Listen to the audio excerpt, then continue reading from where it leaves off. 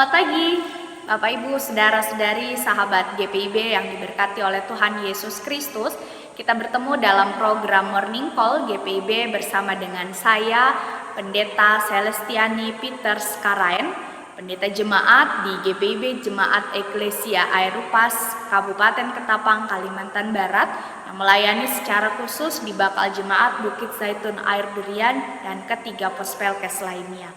Mari bersama mengawali hari ini, kita akan merenungkan firman Tuhan dari kitab Kisah Para Rasul pasal yang ke-16, ayatnya yang ke-13 hingga ayatnya yang ke-15. Sebelumnya mari kita bersatu di dalam doa, kita berdoa.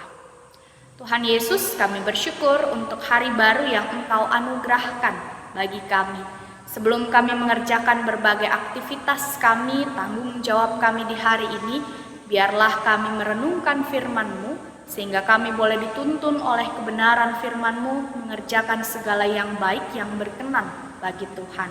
Berfirmanlah bagi kami, berilah Roh Kudus Tuhan hadir dalam hati dan pikir kami, sehingga firman-Mu boleh menuntun jalan kehidupan kami.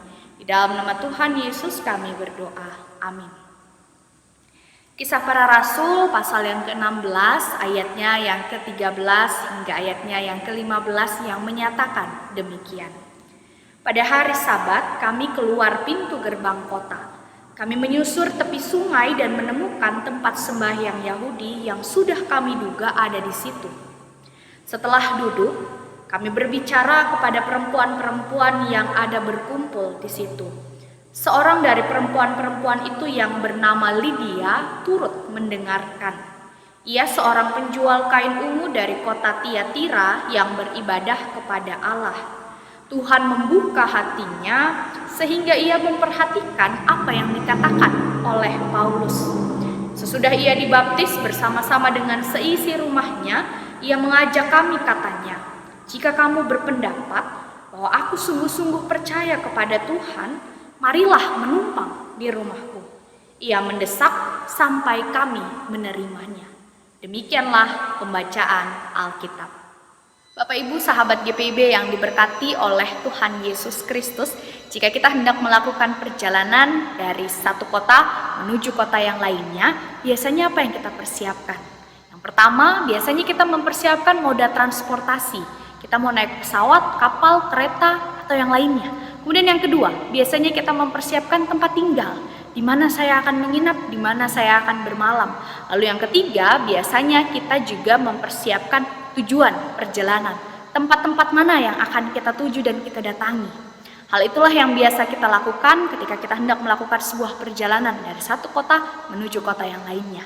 Namun hal ini berbeda ketika kita melihat perjalanan pekabaran Injil yang dilakukan oleh Paulus dan Silas.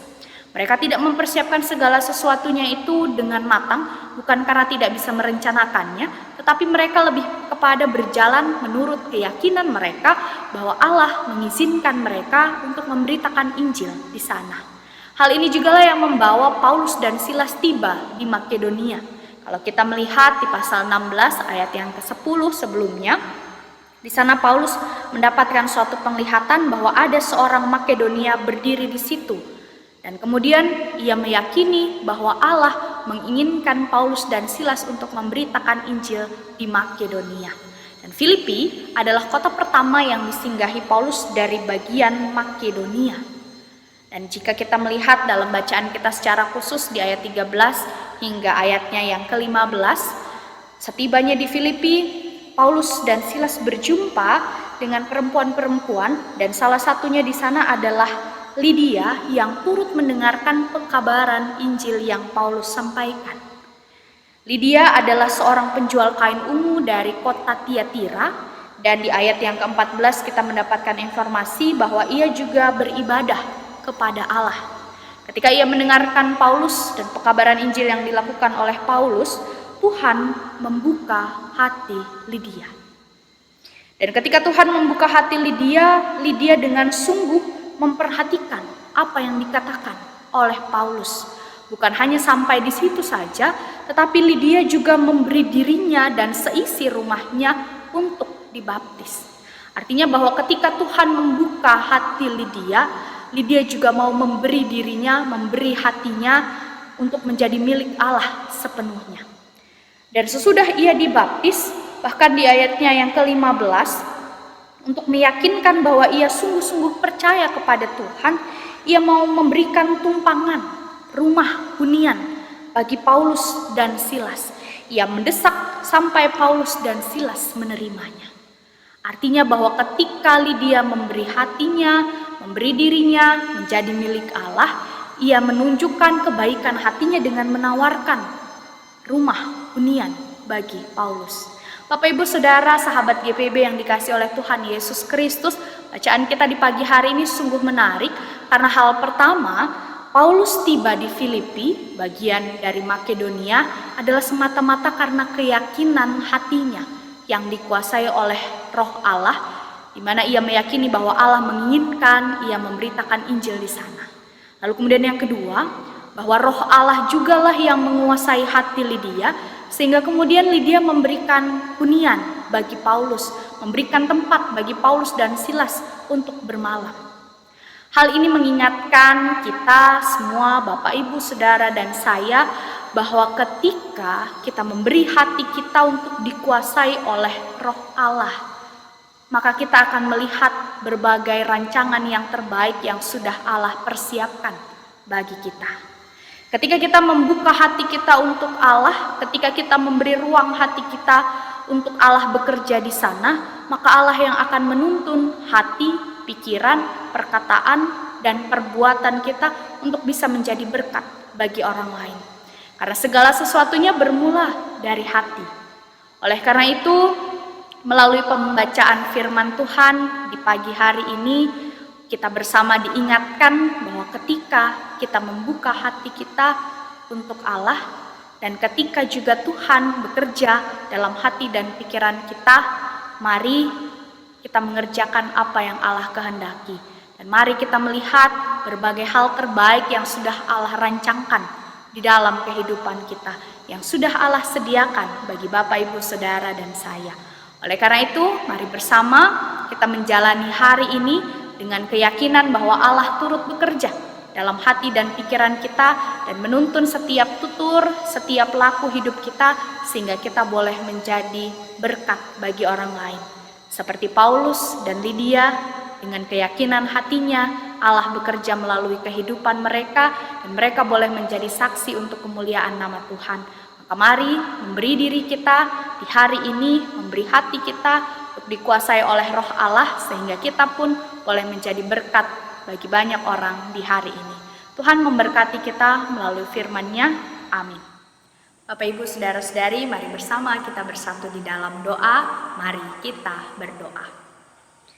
Kami bersyukur kepadamu ya Tuhan untuk firman yang boleh kami dengar di hari ini. Firman yang akan menuntun langkah kehidupan kami ketika kami sungguh memberi hati kami bagi Tuhan. Dan biarlah Tuhan yang bekerja atas seluruh kehidupan kami. Ya Bapa di surga, sertailah kami dalam berbagai aktivitas tanggung jawab yang akan kami kerjakan di hari ini, baik kami yang ada di rumah, di sekolah, di kantor, di ladang, di kebun, dimanapun kami bekerja, kami berkarya. Biarlah kerja dan layan kami di hari ini boleh menjadi berkat bagi kami, bagi kehidupan orang-orang di sekeliling kami, terlebih untuk kemuliaan nama-Mu ya Tuhan. Terima kasih ya Tuhan, besertalah dengan kami di sepanjang hari ini. Ini doa dan ungkapan syukur kami, di dalam nama Tuhan Yesus kami berdoa. Amin. Terima kasih Bapak, Ibu, Saudara-saudari. Selamat untuk menjalani aktivitas di hari ini. Tuhan Yesus memberkati sahabat GPIB.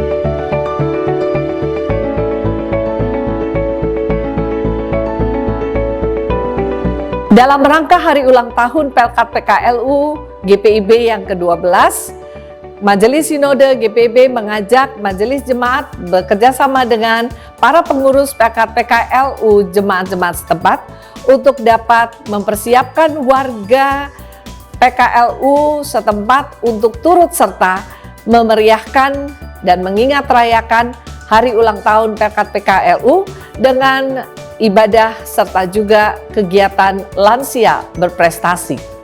Atas nama Dewan PKLU GPIB, kami mengajak kepada semua pengurus PKLU dimanapun berada, dengan semua anggota PKLU GPIB, mohon untuk dapat mengikuti program Dewan PKLU Lansia Berprestasi. Terima kasih. Mari kita sama-sama sukseskan kegiatan Lansia Berprestasi ini. Tuhan Yesus memberkati.